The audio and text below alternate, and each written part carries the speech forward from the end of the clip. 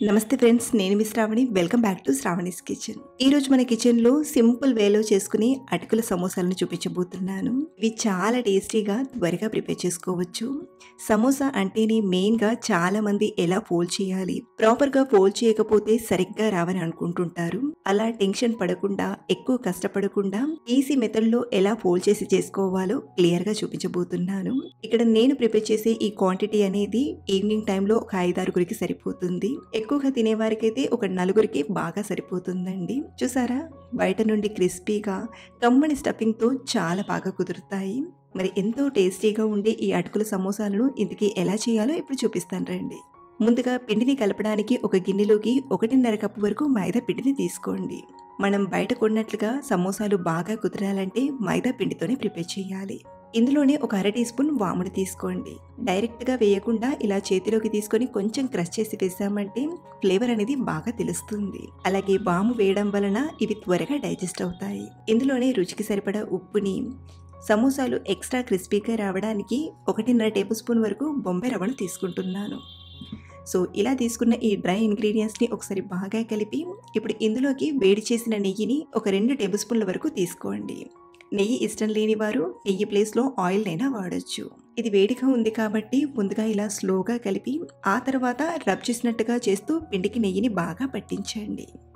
ఇలా బాగా పట్టించేసరికి ఈ పిండి అనేది బ్రెడ్ క్రబ్స్లా అవుతుంది. ఇలా ముద్ద చేస్తే మనకు ఇలా ముద్దలా రావాలి. ఇలా వచ్చిందంటే మనకు సమోసాల పైన లేయర్ అనేది గట్టిగా రాకుండా కరకరలాడుతూ వస్తాయి. ఇప్పుడు పిండికి సరిపడా గోరువెచ్చని నీళ్ళను కొంచెం కొంచెంగా తీసుకుంటూ బాగా కలపండి.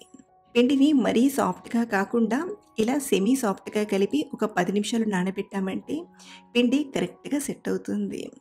సో ఈ పిండి నానేలోగా ఇందులోకి మనం స్టఫింగ్ ప్రిపేర్ చేసుకుందాం. ఈ గిన్నెను పక్కన పెట్టేసి స్టఫింగ్ కోసం ఇంకొక గిన్నెను తీసుకోండి. ఇందులోకి ఒక 1/4 కప్పు అటుకులను తీసుకోండి. సన్నటి అటుకులు కాకుండా లావు అటుకుల్ని తీసుకోండి. అలాగే సన్నగా తరిగిన 1 కప్పు ఉల్లిపాయ ముక్కల్ని తీసుకొని ముందుగా ఉల్లిపాయల్ని అటుకులని ఒకసారి బాగా కలపండి. దీని వలన ఉల్లిపాయలో ఉన్న తడికి అటుకులు అనేవి కొంచెం సాఫ్ట్గా అవుతాయి.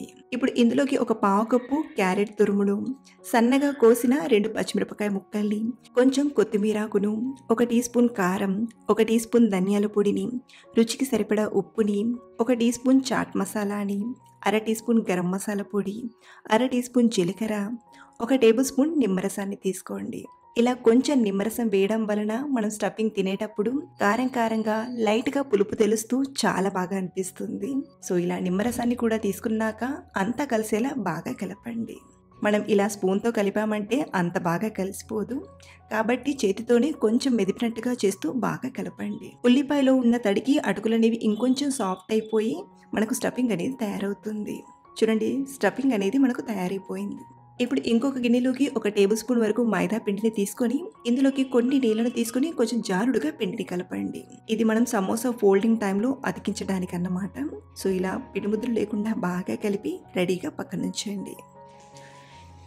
ఇప్పుడు మనం ముందుగా కలిపిన పిండి ముద్దను తీసుకొని మరొకసారి బాగా నీట్ చేయండి.